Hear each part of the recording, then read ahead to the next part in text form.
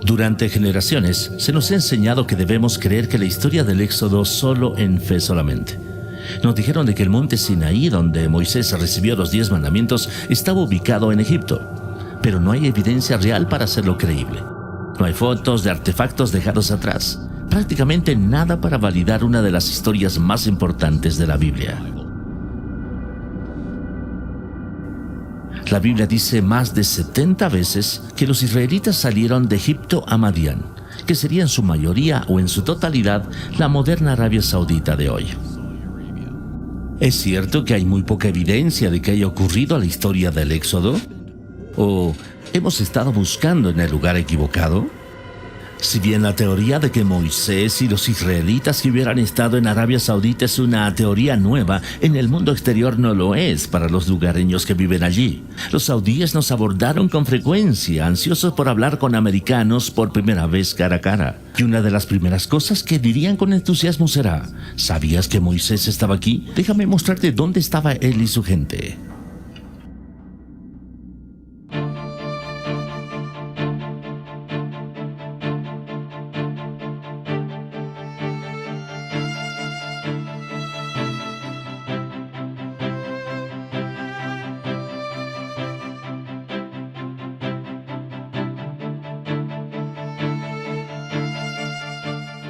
La tradición de que la montaña en la península del Sinaí de Egipto es el monte Sinaí se remonta al siglo IV a.C. Una nueva investigación basada en fuentes judías, cristianas e islámicas indica que hay una tradición que antecede en 600 años.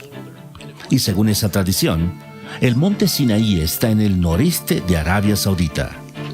Esta otra tradición apunta al Jabal Maklaf, un pico en la cordillera conocida como Jabal al-Lawz, como la verdadera montaña de Moisés. Varias fuentes históricas, incluido Josefo, registraron que el monte Sinaí es la montaña más alta cerca de una ciudad que hoy se llama Al-Bad. Los lugareños se refieren a Jabal Makla como Jabal Musa, como la montaña de Moisés. ¿Así que llamas Jebel Musa? Jebel Musa. Una de las características distintivas de esta montaña es la cima ennegrecida que puedes ver justo detrás de mí. La Biblia dice que Dios descendió sobre el monte Sinaí como fuego. Los picos ennegrecidos sobresalen de las áreas circundantes y las rocas solo son negras desde el exterior. Los investigadores no están de acuerdo en si las rocas ennegrecidas son evidencia real de que Dios descendió sobre la montaña como fuego, tal como dice la Biblia, o si se trata de roca volcánica natural.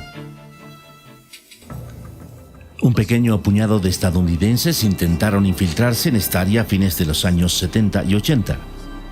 Fueron arrestados y sus fotos y videos confiscados por la policía saudí. Su evidencia se perdió. Sin embargo, las imágenes y los videos comenzaron lentamente a filtrarse hacia el mundo exterior. Según los que se filtraron y fueron arrestados, estos sitios estaban siendo mantenidos en secreto por el régimen saudí, una teocracia que lo escondió del mundo usando cercas y policías y la amenaza de la fuerza.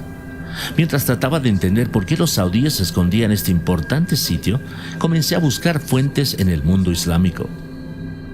Durante 15 años he estado en el campo de inteligencia antiterrorista y las relaciones internacionales, y uno de mis mejores contactos tenía una historia que contar.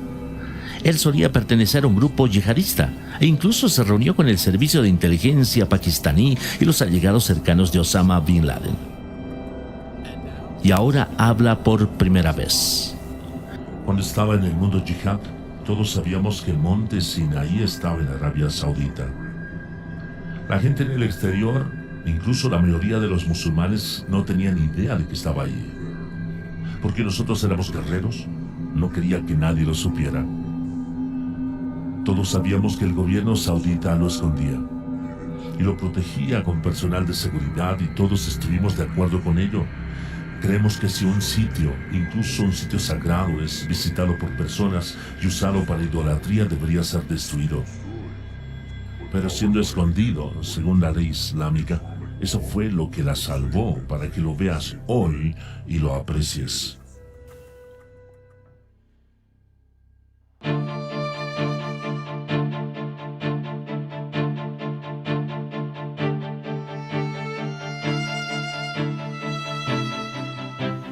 Moisés huye de Egipto después de matar a un egipcio al que vio abusando de uno de los esclavos hebreos. Luego se escapa a Madián como un fugitivo. En Madián, Moisés se sienta junto a un pozo y se encuentra con las hijas de Jetro que están recogiendo agua para su rebaño. Moisés se casa con una de sus hijas.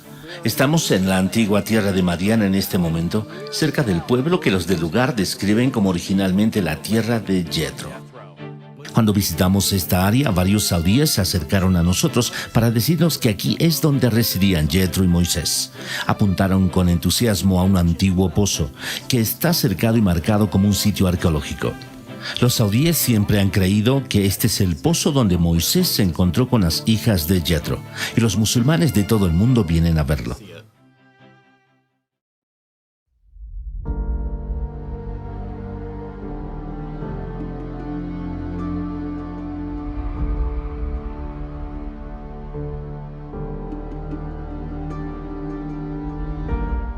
El libro del Éxodo dice que el cruce del Mar Rojo ocurrió en un lugar llamado Yansub, pero los expertos han estado en desacuerdo sobre dónde estaba. Hay dos sitios propuestos para cruzar el Mar Rojo desde Egipto hacia Arabia Saudita. El primer candidato está en el estrecho de Tirán, en la parte inferior de la península del Sinaí de Egipto. El segundo candidato está en la playa de Nuweiba en Egipto. El doctor Glenn Fritz, con estudios avanzados en geografía ambiental, realizó un estudio masivo de la Tierra y todas las referencias históricas sobre dónde ocurrió el cruce. Encontró solo una coincidencia exacta: playa de Nuweiba en Egipto. La playa de Nuweiba tiene casi 8 kilómetros de largo y 4 de ancho, proporcionando suficiente espacio para que la población israelita pueda caber. Aquí quedarían atrapados con las montañas a ambos lados, el Mar Rojo enfrente de ellos, el ejército del faraón justo detrás de ellos. Sorprendentemente, hay un camino bajo el agua de Egipto a Arabia Saudita. El camino no es demasiado empinado. Los israelitas podrían haber caminado fácilmente si se separaran las aguas. La investigación submarina del Dr. Leonard Moeller mostró formas extrañas en el coral, lo que lleva a algunos a creer que los restos del ejército del faraón están ahí. De acuerdo con esta teoría, el coral envuelto alrededor de los escombros del ejército de faraón conservó la forma de los objetos después de que se disolvieron. Cuando bajaron un detector de metales a las anomalías del coral, las lecturas fueron consistentes con patrones circulares de metal, asemejándose a las partes de carruajes. Habíamos planeado bucear cerca del posible punto del cruce del Mar Rojo, porque es un sitio de buceo público con tiendas donde puedes ir y alquilar equipos de buceo, pero no se nos permitió. La policía saudita se presentó y se quedó con nosotros hasta que nos fuimos.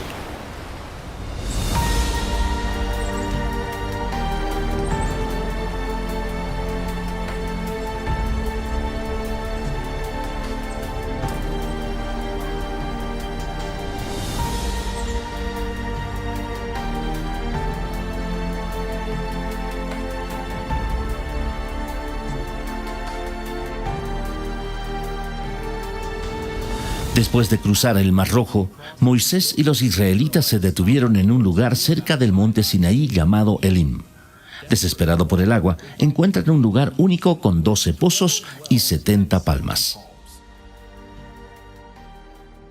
A lo largo del camino hacia el posible monte Sinaí real, hay un lugar que refleja Elim con muchas palmeras y hasta hoy 12 pozos. Los locales sauditas nos señalaron a este lugar y específicamente referido a él como Elim.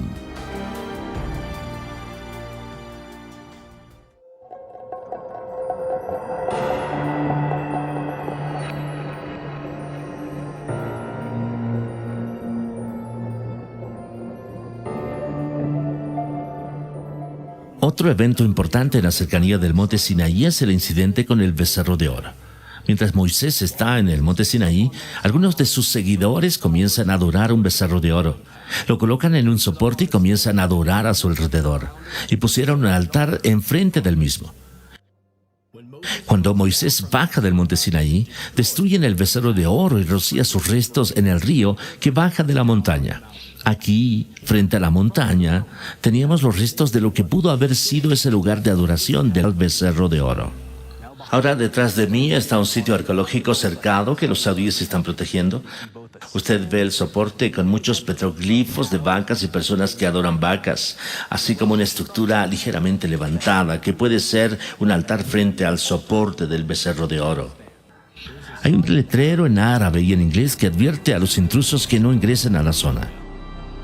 La tradición local de que allí es donde estaba el becerro de oro es tan fuerte que si te acercas a él serás sospechoso de buscar oro. Según la Biblia, los adoradores del becerro de oro decían: estos son tus dioses, oh Israel. Este verso indica que hay múltiples representaciones de toros, mientras los israelitas están adorando el becerro de oro. En la parte superior del soporte donde se había colocado el becerro de oro, hay una hendidura circular donde la roca ha sido desgastada. Se especula que aquí es donde Moisés convirtió el becerro de oro en polvo. Después de que Moisés destruye el becerro de oro, 3,000 de los adoradores del becerro son asesinados. Así que debe haber un lugar donde miles de personas fueron enterradas. Cerca de 6,5 kilómetros de este sitio hay un cementerio antiguo masivo, que parece ser un lugar de enterramiento masivo donde se excavaron las tumbas de una vez. Está ubicado justo afuera de la llanura donde los israelitas habrían acampado, por lo que es exactamente donde debería estar, si es que aquí es donde tuvo lugar esa historia. Aquí también los saudíes tienen un letrero que lo identifica como un sitio arqueológico y está patrullado por la policía.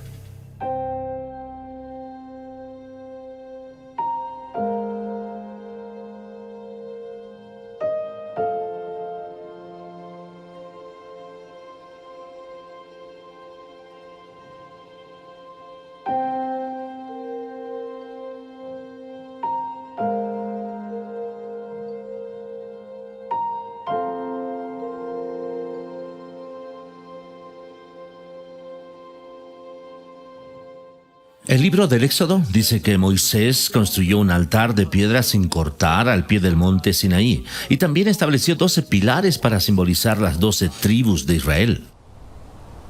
Aquí mismo, al pie de la montaña, vemos esta estructura que se asemeja a un antiguo altar. Y en lo que estamos parados en este momento es probablemente en las rampas para animales. Eso los llevaría a sacrificarse al pie de la montaña.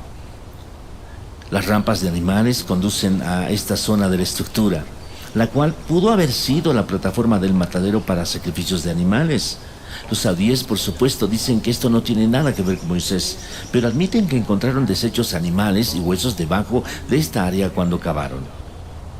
Personas que han estado en este sitio hace décadas dicen que este sitio solía ser mucho más limpio y podías ver claramente los restos de unos 12 pilares, así como una plataforma de piedra en la que estaban parados. Cerca del altar y de los 12 pilares, Moisés lee a los israelitas el libro del pacto y ellos lo aceptan.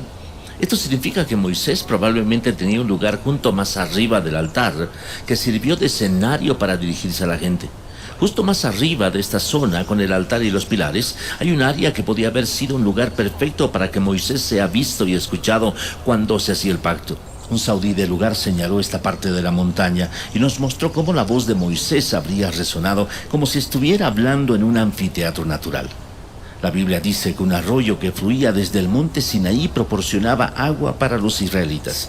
El arroyo debe haber bajado cerca del altar al pie de la montaña para que se realicen los sacrificios, y el arroyo no debe estar cerca del becerro de oro porque Moisés arrojó sus restos al río.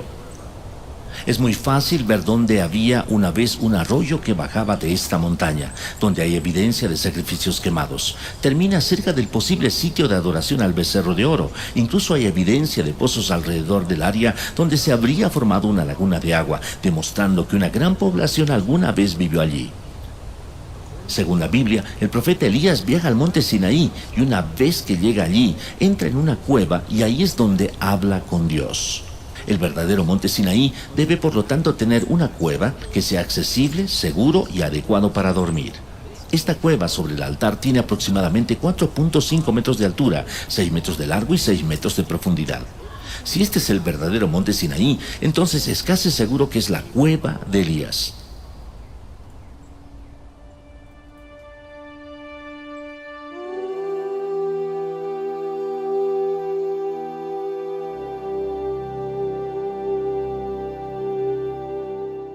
El campamento de los israelitas se establece donde no hay agua.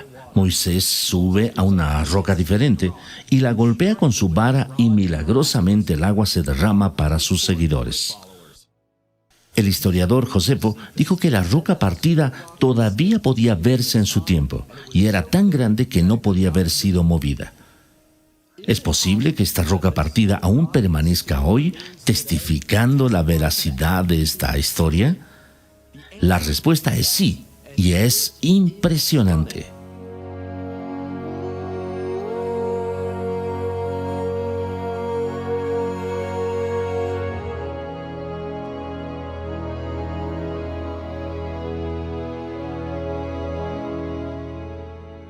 La roca partida fue descubierta por primera vez por Jim y Penny Caldwell, una pareja norteamericana que estaba trabajando en Arabia Saudita a principios de los 90.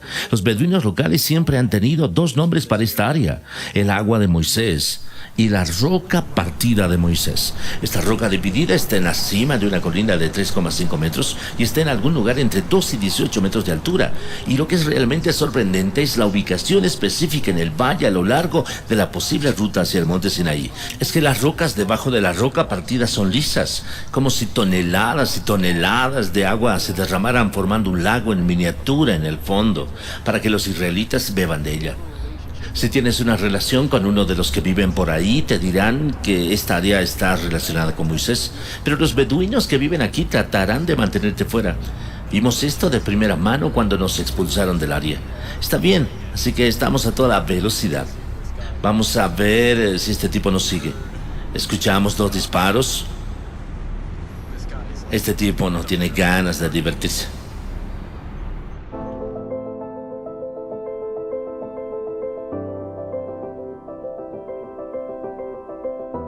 La Biblia dice que el área cerca de la roca partida, donde los israelitas lucharon contra los amalecitas, se llama Refidim, que significa lugar de descanso.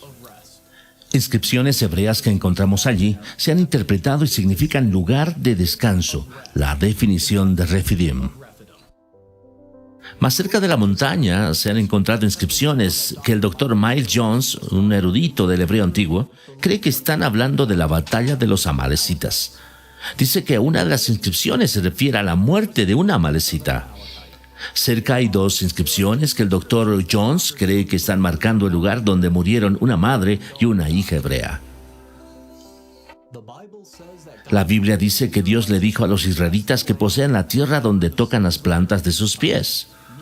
Cerca de la roca partida y cerca de la montaña hay muchas inscripciones con una imagen de un pie y una sandalia. Junto a la imagen hay una escritura protohebrea que significa la planta del pie. También encontramos inscripciones que fueron traducidas y se descubrió que se referían a Yahvé, el nombre hebreo para Dios. Hay otra área cerca de la montaña llamada Wadi Musa o el Valle de Moisés. Aquí se encontró la representación de una menorá y podría ser la más antigua de una conocida hoy. Un nuevo testigo ha revelado recientemente que los saudíes han estado ocultando la evidencia del éxodo desde al menos la Segunda Guerra Mundial. Este hombre era un piloto americano que conoció al rey de Arabia Saudita. Bob Karduk fue una de las primeras personas en llegar al Jabal Maqla en la década de los 80 y recientemente entrevistó a ese piloto y puso las imágenes disponibles para este video. Es un honor conocerte. Bueno, gracias.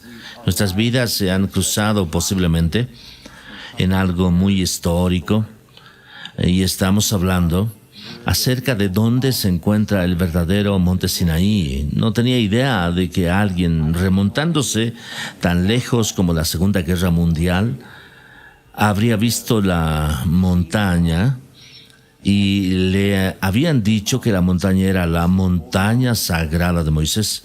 ¿Alguno de los musulmanes dijo que era la montaña sagrada? ¿O sí? Supongo que todos en el ejército saudí sabían que era sagrado. Pues me prohibieron volar a su alrededor porque estaba fuera de los límites, que sería matado, que ya sea Dios o quizá por alguno de ellos, no lo sé. Y cuando despegué estaba medio muerto de miedo. Apuesto a que volé alrededor, pero era diferente del resto de las montañas porque era negro en la parte superior, o era un verde negruzco. Estaba lo suficientemente oscuro. ¿Quieres saber lo que realmente creo? Creo que es el monte Sinaí. Creo que Dios me dejó volar alrededor. Eso es lo que creo que pienso. Él nos dejó a ambos vivir. ¿Por qué no hemos oído hablar de este otro candidato para el monte Sinaí? ¿Por qué casi todo el enfoque ha estado en el sitio tradicional a pesar de su falta de pruebas convincentes? Piensa en cuántas cosas se alinean con la historia bíblica aquí en esta montaña. Hay una playa, un sendero donde podía haber ocurrido el cruce del Mar Rojo, coincidiendo con el relato bíblico. Se puede ver cómo los israelitas podían haber acampado cerca de Elim con 12 pozos y 70 palmas. En el camino a Jabal Machla con una roca partida, una zona adecuada para acampar. Hay una montaña conocida como la montaña de Moisés, con una gran llanura frente a ella donde millones de israelitas podrían haber acampado.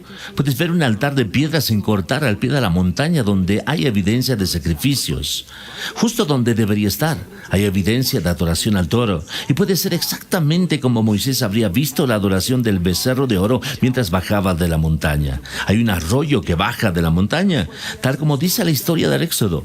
Puedes ver justo donde pudo haber estado la cueva de Elías. Todos estos pequeños detalles tienen que encajar, y encajan.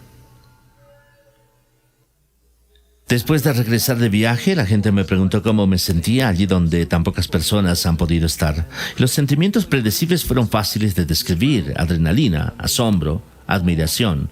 Pero había una emoción que era más difícil de describir. No merecía estar allí. No soy alguien que ha entregado su riqueza a los pobres. No soy un científico o un pastor. Y todavía hay días en los que me siento como si no tuviera fe en absoluto. Pero entonces, mientras miraba las montañas, recordé algo. La Biblia tiene un patrón claro donde Dios no usa lo mejor o lo más esperado. E incluso Moisés era tan inseguro que no quería el trabajo. En lugar de utilizar a los más calificados, el patrón es que Dios usa lo inesperado. Los inseguros, los imperfectos, los deprimidos, los que dudan, los desvalidos.